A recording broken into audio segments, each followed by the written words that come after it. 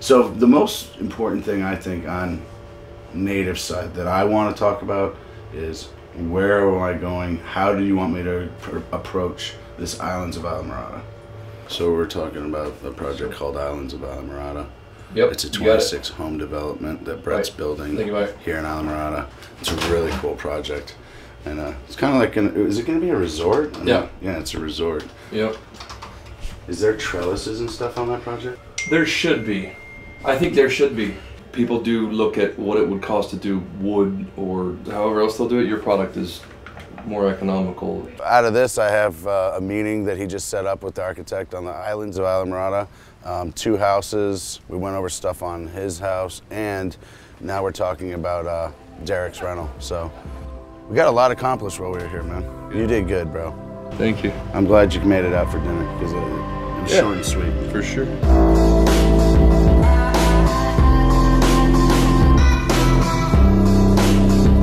We got a pretty good jump on the entryway, which was the most important part. A lot of parts and pieces on this house. Right now, so far, what they've done is they've taken our beam wraps and they've installed them, and they're starting to put wraps on all the concrete. They also got some brackets up on the top, and they've finished off the soffit system going around the perimeter of the house. A lot of it with the rafter tails. That's pretty sharp looking. There's a lot of work that's going to start happening over the next week or 2, so we're going to have to get back down here and just keep continuing to follow up on the progress, because there's a lot of pieces to this. But now they can measure for the X's and start doing that stuff.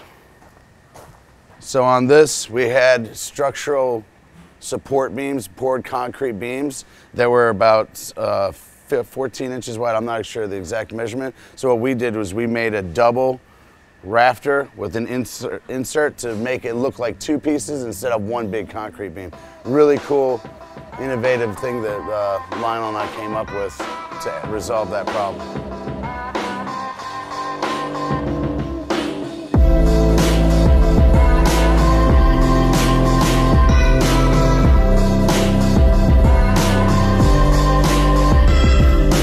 I'm just going over where we're putting brackets, and we're going to change the design on them.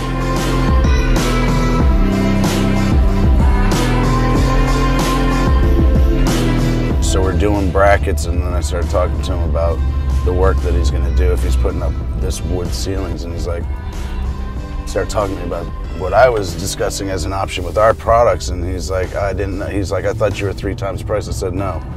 We're actually in the same ballpark. It might be 10% more or 10% less depending on the material you're buying, but you're not going to have all the work, the finish work, and all the touch-up with the painter. And he's like, sold.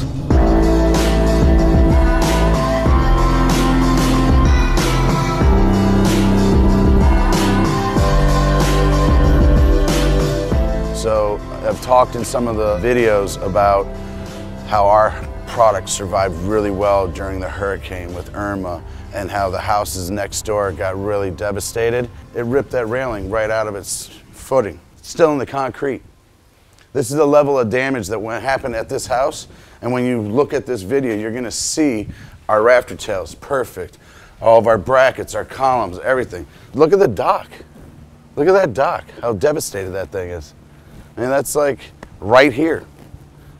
So that got damaged to that level, but this got no damage. So, Hardy Boy's strong, Keys strong.